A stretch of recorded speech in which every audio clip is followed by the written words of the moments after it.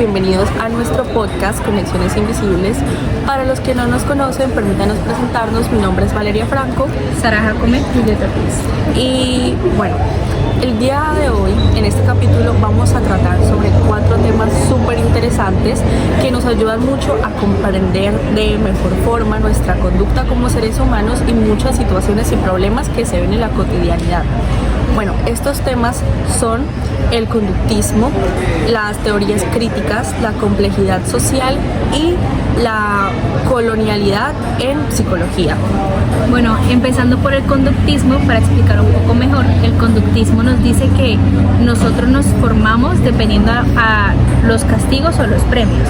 Entonces, por ejemplo, se puede ver desde literalmente el crecimiento de un niño, cómo el niño lo premian por hacer algo que tiene que hacer, sea tender la cama, hacer las tareas. Entonces, si tú tiendes la cama todos los días, te voy a dar una estrella de oro. Si haces las tareas todos los días, te voy a dar un dulce. Entonces, el humano piensa a formarse dependiendo de lo que yo haga es lo correcto, y como es correcto me puedo ganar algo a cambio.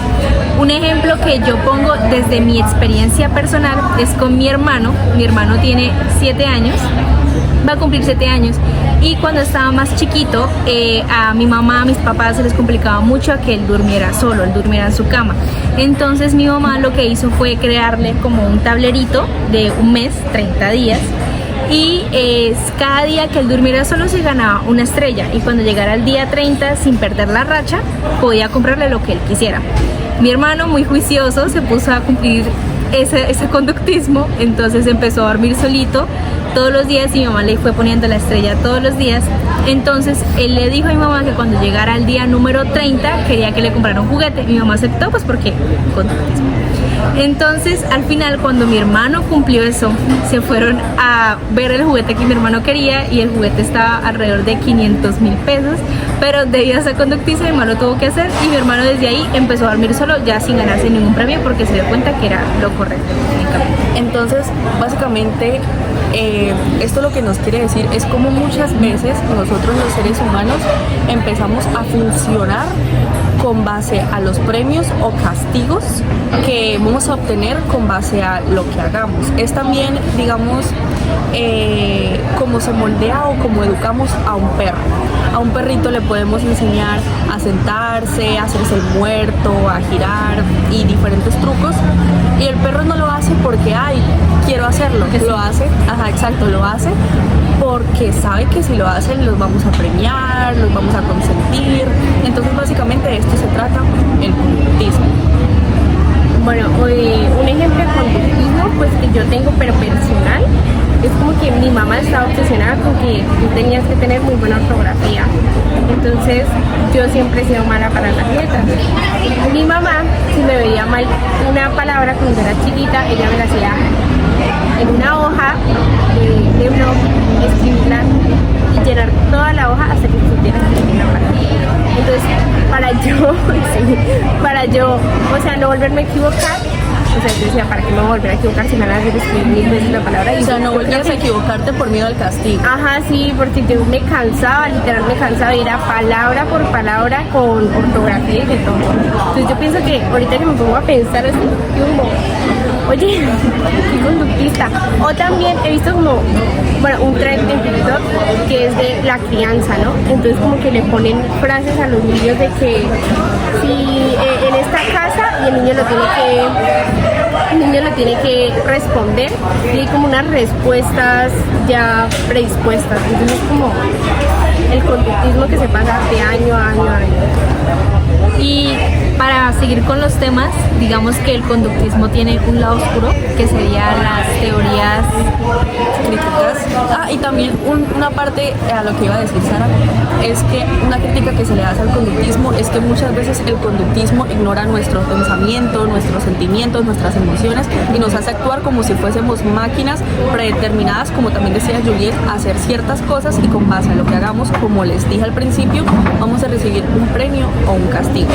Entonces, las teorías críticas, que es como lo opuesto al conductismo, o lo que el conductismo suele criticar porque no se da cuenta de pues las verdaderas razones, es que, por ejemplo, Una cosa conductista podría ser, si tú vas todos los días al colegio, estás siendo una persona responsable, no estás incumpliendo ningún como irresponsabilidad. Ajá. En cambio, las teorías críticas dicen, una persona que falta al colegio no necesariamente tenga que ser porque quiera ser un vago, porque no le gusta, sino porque probablemente tiene algún problema, más que todo como social. Entonces, si una persona falta al colegio, no solamente es porque no lo quiere hacer, sino porque o no le alcanza para pagar su matrícula, o como el transporte es complicado, o por ejemplo, no sé, una persona que sus padres tienen que trabajar durante todo el día y tienen hermanos pequeños, entonces este tiene que quedar en la casa cuidando a sus hermanos, entonces está cumpliendo algo, más no porque no lo quiera hacer. Entonces las teorías críticas suelen como justificar el por qué una persona puede tener estas conductas, más no porque se vea reflejado como es que no lo quiere hacer o lo está haciendo mal, etc. Y eso también, bueno, habla tú primero. Es que el conductismo es como una cosa y ya, o sea, si tú no lo quieres cumplir, tienes un castigo o tienes una recompensa. En cambio, la teoría crítica lo que busca es como el por qué está pasando que tú no cumplas lo que la sociedad te pone. Entonces, cuando tú te sales de ese carril en el conductismo, te castigan. Pero cuando estás en la teoría crítica, te dice como, oye, es que tal vez, no sé, por ejemplo, un niño que pierde un examen. Un niño que pierde un examen no significa que no haya estudiado lo suficiente para pasar el examen. ¿Qué hace el conductismo? Es decir, sacaste, no sé, 1.5, perdiste la nota, significa que no estudiaste, que no estás en las capacidades.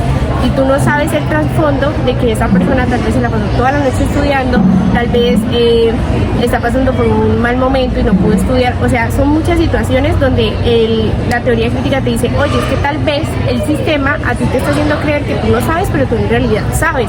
Lo que pasa es que el sistema está ignorando todas las causalidades de lo que dio el resultado. Y esto también va muy de la mano con el otro tema, que es la complejidad social, que esto lo que hace es básicamente lo que explicó Juliet. Digamos, analizar e intentar comprender las razones o causas que pueden llevar a una persona a hacer algo, como el ejemplo del que estábamos hablando, que a nosotros, por ejemplo, nos vaya mal en un parcial. No muchas veces nos va mal en parcial o en etcétera, cosas de nuestra vida porque no nos hayamos preparado, porque no hayamos estudiado, sino que muchas veces hay muchas cosas que nos llevan a obtener un mal resultado, así nos hayamos esforzado, como pasar por un mal momento, estar estresados, que de pronto a veces nos sobrecargamos tanto en medio de tanto estrés, tantas preocupaciones, que pues nos va mal, pero no es como porque no nos hayamos esforzado. Entonces la complejidad social intenta como de analizar todas estas cosas y darnos cuenta de que siempre hay como una razón, y esto también va muy conectado a lo que hablábamos en el podcast anterior. O sea, si se dan cuenta, la mayoría de episodios, siempre el siguiente va conectado a algo de lo que mencionábamos, algo a lo que mencionábamos en el episodio anterior. Entonces era mucho como de lo que hablábamos en el caso de los ladrones, las trabajadoras sexuales, que muchas veces a nosotros se nos hace muy fácil juzgar y criticar a las personas sin antes ponernos a pensar un poquito qué puede haber llevado a las personas a tomar decisiones o a obtener resultados en su vida.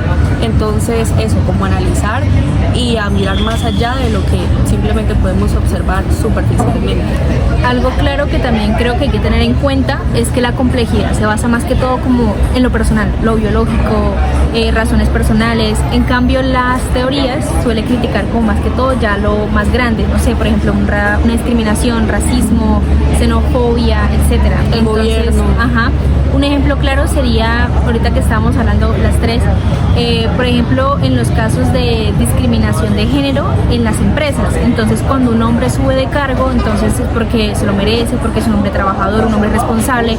Pero si una mujer se queja de esto, posiblemente es que tú no estás en el rango de estar en esta posición, sabiendo que hasta probablemente sea más inteligente o sea más responsable que el hombre, precisamente por esta discriminación de género. Ahí se basa más la teoría.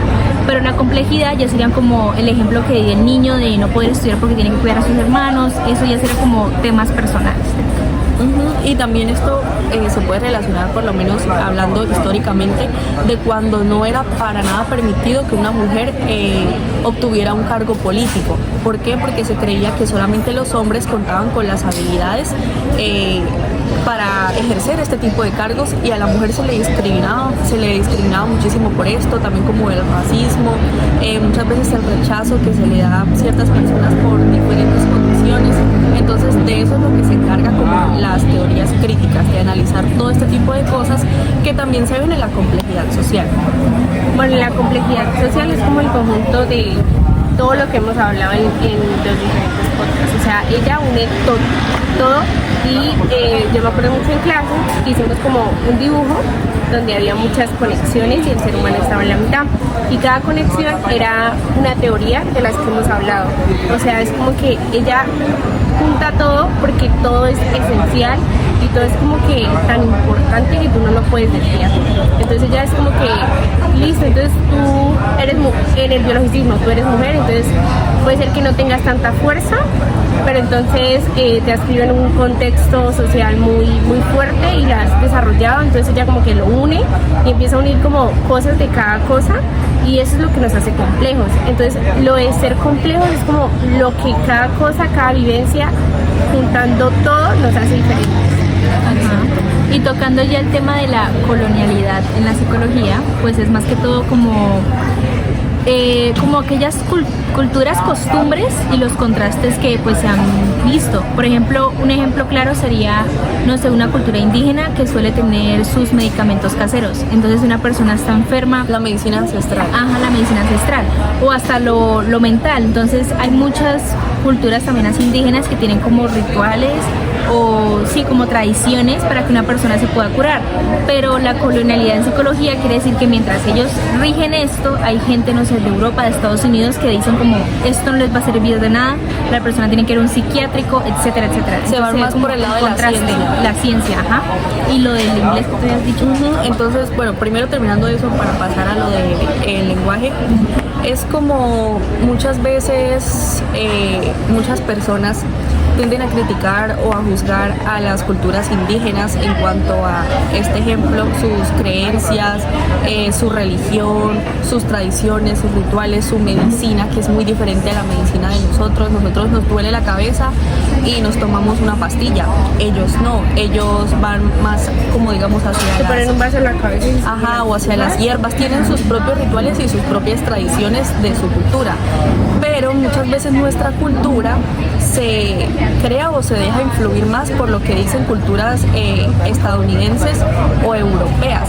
Entonces es como muchas veces esto lleva a cosas como la discriminación hacia otras culturas, y es algo que nosotras consideramos que se ve mucho más en las culturas indígenas. Y lo otro que íbamos a mencionar es una crítica, o sea, nosotras queremos hacer una crítica hacia por qué el inglés debe ser considerado el idioma universal. ¿Por qué no puede ser el español? ¿Por qué no puede ser el portugués? Es más, ¿por qué debe de haber un idioma universal si nosotros vivimos en un mundo tan diverso, donde hay tantas culturas, tantos lenguajes, donde el vocabulario y el léxico es algo, yo creo que infinito, algo que jamás en la vida se va a acabar? Es el lenguaje y la manera en la que nos comunicamos.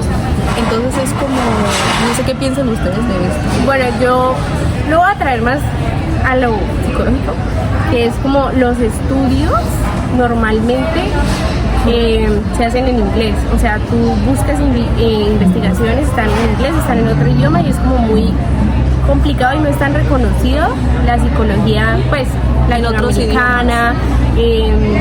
Es como que siempre se va a priorizar. Hasta los autores en psicología son como de esas. Por ejemplo, nosotros hemos visto muy poquitos autores que sean de acá, de que sean ni siquiera acá de Colombia, o sea, que sean latinoamericanos. Es como muy raro verlos.